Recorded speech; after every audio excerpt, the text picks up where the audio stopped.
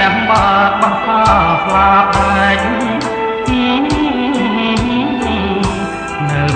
លើមេឃមានតែបងទេចង់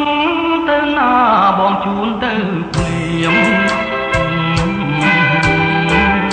ចង់ទៅរៀមឬក៏កូនកងឬកំពុងសោមឬតាកែវក្រុងឬមួយក៏ចង់ទៅបាត់ដំបង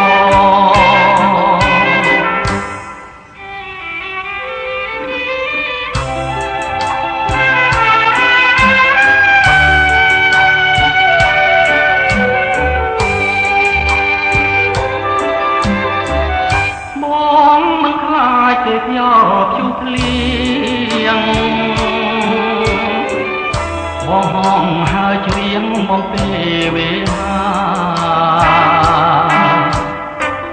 បងខ្លាចតែអូនទេជីវ៉ា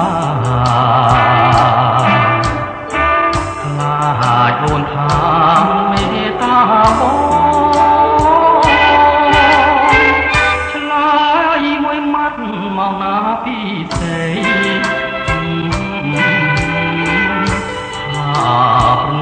បងទៅនួនល្អ